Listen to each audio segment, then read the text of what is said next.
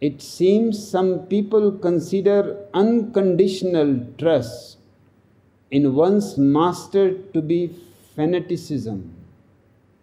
Would you explain the difference between the two, Manisha?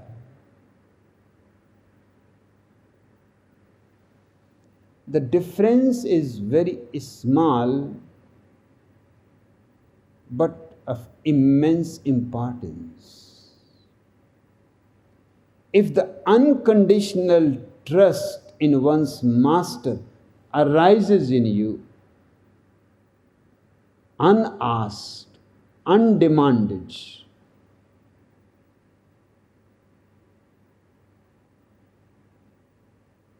it is a totally different matter. But if the master demands that you surrender to me unconditionally, then in the first place he is not a master. In the second place, if you surrender to such a man, you are surrendering into slavery. And when surrendering comes out of love and trust arises out of your experience, nobody is asking it. It is simply something that is growing within you. Then it is authentic,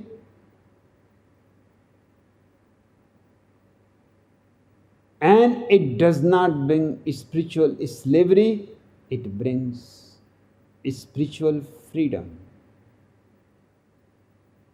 So the difference is small, but the implications are immense. Never surrender to anyone who asks, because only a man asks for surrender and trust who does not trust himself and his enlightenment. A man who knows himself, his ultimate peaks, knows someday you will see those peaks. Someday you will feel the tremendous pull. With your growth will come gratitude, trust, love. And when love grows into surrender, unasked, undemanded, it has a beauty of its own.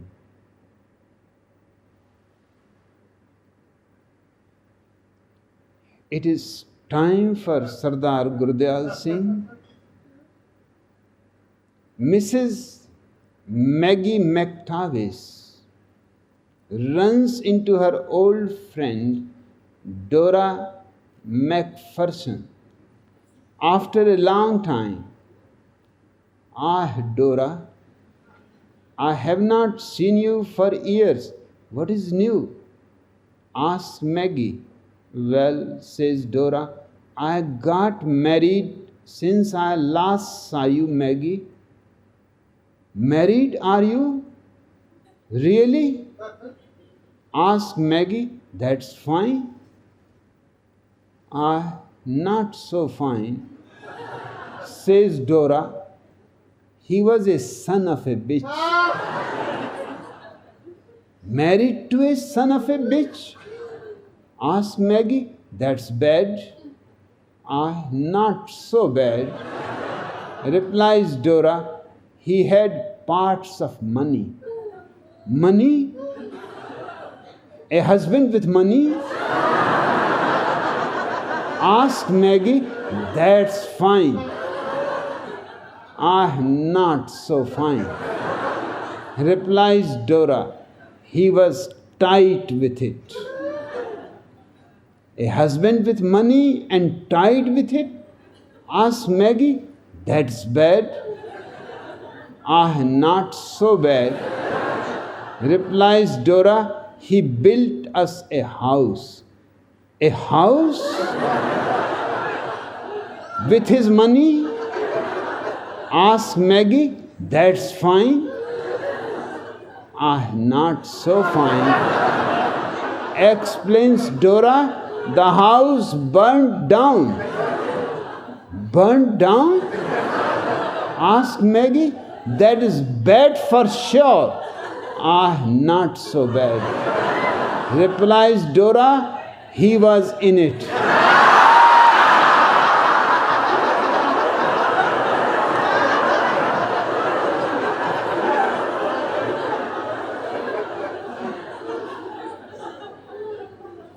Two French chefs are exploring through darkest Africa looking for some special wild herbs de jungle for their restaurant in Paris.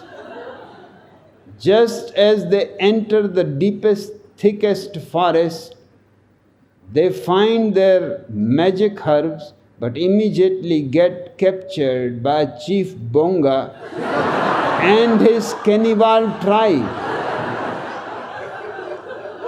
The two French chefs are carried to the village among loud drums, singing and dancing, and there they are tied to stakes. The whole tribe gathers to view their new imported dinner. As cannibal chef spoon em out, starts the fire under the cooking pots. Just then a crazed cannibal comes dancing wildly out of the crowd. He sways and swirls around the two Frenchmen who are tied to the stake. Suddenly the drums stop. A deathly hush falls over the village, and the wild man speaks to the two white men. You are French, are you not? He asks. Oui, oui. They reply in unison. Good. Then tell me, says the wild man, what are your names? I am Pierre Souffle, says one Frenchman, and this is my friend Crepe Suzette. But why do you want to know our names? Can you help us?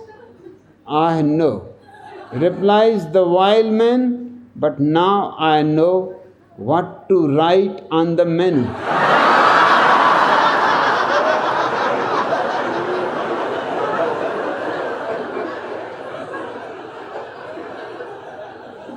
It is that fateful day on Calvary Hill. Jesus is hanging on his wooden cross, 20 feet off the ground, utterly exhausted. To his left side, hanging on another cross, is thief Barnaby, cousin brother of the famous murderer and rapist Barabbas. On the right side of Jesus, hanging in the air, is Fritz, the Hoon, great-grandfather of the infamous Attila. The sun is beating down. There are no clouds or God in sight as Jesus becomes more and more delirious. Suddenly, Jesus twitches on the cross and mumbles towards Barnaby, my son, come closer. Barnaby looks up at Jesus and wiggles around a bit, but finds himself stuck. Jesus lifts his head weakly and looks at Fritz. My son, he grasps, come closer. Fritz is completely spaced out and does not move. My sons, cries Jesus in frustration. Come closer, come closer. But all is still on Calvary Hill. Okay then, sighs Jesus, it is your own fault if you don't want to be in the photograph.